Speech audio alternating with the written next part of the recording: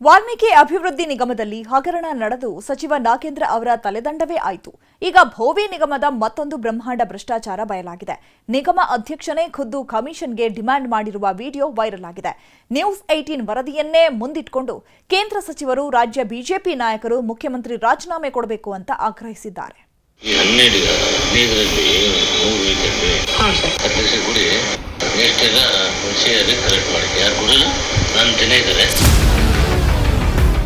ಭೋವಿ ಅಭಿವೃದ್ಧಿ ನಿಗಮದಿಂದ ಬಡ ಭೂರಹಿತ ಕುಟುಂಬಗಳಿಗೆ ಸಹಾಯಧನ ಸಿಗುತ್ತೆ. ಆದರೆ ಬಡವರಿಗೂ ಭೂ ಒಡೆತನ ಒದಗಿಸುವ ಯೋಜನೆಯಲ್ಲಿ ಕೋಟ್ಯಾಂತರ ಅಕ್ರಮ ನಡೀತಿದೆ ಅನ್ನೋ ದೂರುಗಳು ಕೇಳಿ ಬರ್ತಿತ್ತು. ಆದ್ರೀಗ ಇದೇ ಭೋವಿ ನಿಗಮದ ಅಧ್ಯಕ್ಷ ರವಿಕುಮಾರ್ ಅವ್ಯವಹಾರ ನಡೆಸಿದ್ದಾರೆ ಎಂಬ ಅನುಮಾನ ಶುರುವಾಗಿದೆ.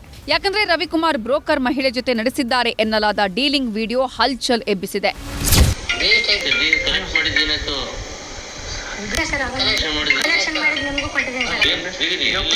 ಏಪ್ರಿಲ್ 6ನೇ ತಾರೀಕುವರೆಗೂ ಸರ್ ನಿಮಗೆಲ್ಲ ಹಿಂದಿನ ಫೈಲ್ ಎಲ್ಲ ಕಲೆಕ್ಟ್ ಮಾಡಿ ಸರ್. ಎಷ್ಟು ನಿಮಗೆ ಮುಟ್ಟಿದೆ ಸರ್.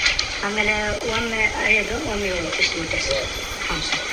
ಆಮೇಲೆ ಅಪ್ಡೇಟ್ ಮಾಡಿಲ್ಲ ಸರ್. ನೀವು ಅಂದ್ರೆ ಬಂದೈತೆ ಅಂತ ಹಿಂಗೆ ಹೇಳಿದೆ ಸರ್. ಹಿಂಗೈತೆ ಅಂತ ನಿಮಗೆಲ್ಲ ಅಪ್ಡೇಟ್ ಮಾಡ್ಬೋದಲ್ಲ. ಆಯಿತು, ನೀವು ಪರ್ಸೆಂಟೇಜ್ ಸ್ವಲ್ಪ ಹೇಳಿದೆ ಸರ್. 60 ಅಂತ ಹೇಳಿದೆ ಸರ್. ಅಲ್ಲೇ ನೋಡಿ ಮಾಡೋಣ ಅಂತ ಅಂದ್ರಿ ಸರ್. ನಾವು ಆಯಿತು ಮಾಡೋದ್ರಿ, ನೀವು ಪ್ರೊಸೆಸ್ ಮಾಡ್ರಿ ಅಂತ ಅಂದ್ರಿ ಸರ್. 40 ಎಕರೆ ಜಮೀನು ಮಂಜೂರಾತಿಗೆ ಸಹಾಯಧನ ಕೇಳಿಕೊಂಡು ಬ್ರೋಕರ್ ಮಹಿಳೆ ರವಿಕುಮಾರ್ ಹತ್ರ ಬರ್ತಾರೆ. ಆದರೆ ರವಿಕುಮಾರ್ ಈ ಹಿಂದೆ ಮಂಜೂರಾದ 60 ಎಕರೆಯ ಸಹಾಯಧನದಲ್ಲಿ ಎಷ್ಟೆಷ್ಟು ಪರ್ಸೆಂಟ್ ಯಾರ್ಯಾರಿಗೆ ಹೋಗಿದೆ ಅಂತ ಮಾತಾಡ್ತಾರೆ. ಅದರಲ್ಲೂ ಮಂತ್ರಿಗೆ, ಶಾಸಕರಿಗೆ ಕೊಡಬೇಕಾದ ಬಗ್ಗೆಯೂ ವಿಡಿಯೋದಲ್ಲಿ ಪ್ರಸ್ತಾಪ ಮಾಡಿದ್ದಾರೆ. ನಂತರ ನಾವು 1 ಲಕ್ಷ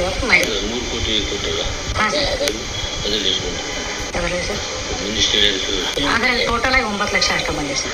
9 ಲಕ್ಷ ಬಂದಿದೆ ಸರ್. 3% ಸರ್. 3% ಬಂದಿದೆ ಸರ್.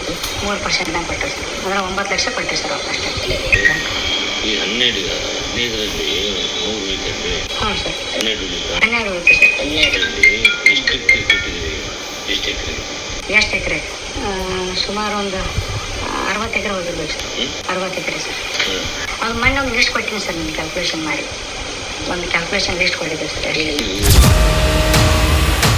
ಇನ್ನು ಭೋವಿ ಅಭಿವೃದ್ಧಿ ನಿಗಮದಿಂದ ಭೂರಹಿತ ಕುಟುಂಬಗಳಿಗೆ ಭೂ ಒಡೆತನ ಒದಗಿಸುವುದರಲ್ಲಿ ಅಧಿಕಾರಿಗಳು ಮಧ್ಯವರ್ತಿಗಳನ್ನ ಇಟ್ಕೊಂಡಿದ್ದಾರೆ. ಇದಕ್ಕೆ ಪುಷ್ಟಿ ಕೊಡುವಂತೆ ಬ್ರೋಕರ್ ಮಹಿಳೆ ಹತ್ರ ನಿಮ್ಮ ಕೈಯಲ್ಲಿ ವಸೂಲಿ ಮಾಡೋಕೆ ಆಗಿಲ್ಲ ಅಂದ್ರೆ ನಮ್ ಕಡೆಯವರು ಮಾಡ್ಕೋತಾರೆ ಬಿಡಿ ಅಂತ ಆವಾಜ್ ಹಾಕಿರೋದು ಸ್ಪಷ್ಟವಾಗಿದೆ.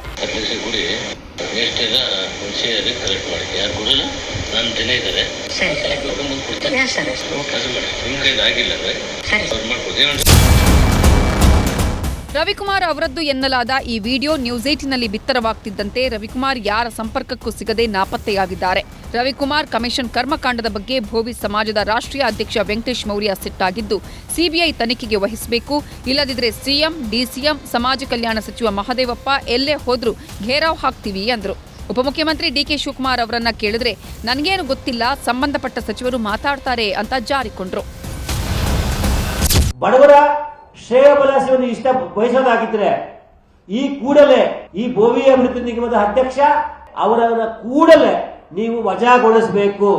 ಜೊತೆಗೆ ಅವರ ವಿರುದ್ಧ ಸೋಮೋಟೋ ಕ್ರಿಮಿನಲ್ ಕೇಸ್ ದಾಖಲು ಮಾಡಬೇಕು, ಅವರನ್ನ ಬಂಧಿಸಬೇಕು. ನನಗೆ ಗೊತ್ತಿಲ್ಲ, ತಿಳ್ಕೊಂಡು ನಮ್ಮ SC/ST ಸಂಬಂಧಪಟ್ಟಂತ ಮಂತ್ರಿಗಳು ಮಾತಾಡಕ್ಕೆ ಹೇಳ್ತೀನಿ.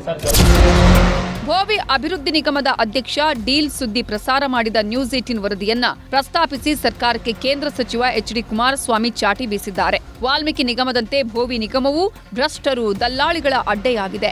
ಸರ್ಕಾರವು ಈ ಕೂಡಲೇ ಅಧ್ಯಕ್ಷನನ್ನ ವಜಾ ಮಾಡಬೇಕು, ಆತನ ವಿರುದ್ಧ ಕ್ರಿಮಿನಲ್ ಪ್ರಕರಣ ದಾಖಲಿಸಿ ತನಿಖೆಗೆ ಆದೇಶಿಸಬೇಕು ಎಂದು ಎಕ್ಸ್ ಮೂಲಕ ಆಗ್ರಹಿಸಿದರು.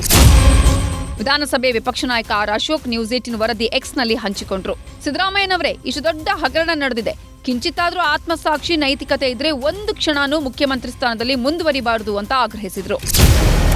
ಪರಿಷತ್ ವಿಪಕ್ಷ ನಾಯಕ ಛಲವಾದಿ ನಾರಾಯಣಸ್ವಾಮಿ ಕೂಡ ಪೋಸ್ಟ್ ಹಾಕಿದ್ದಾರೆ. ಸರ್ಕಾರ ತಕ್ಷಣವೇ ಅಧ್ಯಕ್ಷನನ್ನ ವಜಾ ಮಾಡಿ ಕಠಿಣ ಕ್ರಿಮಿನಲ್ ಕೇಸ್ ದಾಖಲಿಸಬೇಕು, ಇಲ್ಲದಿದ್ರೆ ಈ ಕಮಿಷನ್ ದಂಧೆಯಲ್ಲಿ ಸರ್ಕಾರವೇ ನೇರ ಪಾಲುದಾರ ಅನ್ನೋದು ಸಾಬೀತಾಗತ್ತೆ ಅಂತ ಸಿಟ್ಟು ಹೊರಹಾಕಿದ್ರು. ಒಟ್ನಲ್ಲಿ ವಾಲ್ಮೀಕಿ ಮುಡಾ ಹಗರಣದಿಂದ ರಾಜ್ಯ ಕಾಂಗ್ರೆಸ್ ಸರ್ಕಾರ ತೀವ್ರ ಮುಜುಗರಕ್ಕೆ ಒಳಗಾಗಿತ್ತು. ಈಗ ಭೋವಿ ಅಭಿವೃದ್ಧಿ ನಿಗಮದಲ್ಲಿ ಅವ್ಯವಹಾರದ ವಿಡಿಯೋ ಮತ್ತಷ್ಟು ಮುಜುಗರಕ್ಕೆ ತಳ್ಳಿದೆ. ವಿಪಕ್ಷಿಗಳಿಗೂ ಭೋವಿ ಅಭಿವೃದ್ಧಿ ನಿಗಮದ ಹಗರಣ ದೊಡ್ಡ ಅಸ್ತ್ರ ಸಿಕ್ಕಂತಾಗಿದ್ದು ಹೋರಾಟ ತೀವ್ರಗೊಳಿಸಲು ಸಜ್ಜಾಗ್ತಿವೆ. ಚಿದಾನಂದ ಪಟೇಲ್ ಜೊತೆ ತಿಮ್ಮೇಗೌಡ, ಪೊಲಿಟಿಕಲ್ ಬ್ಯೂರೋ, ನ್ಯೂಸ್ 18.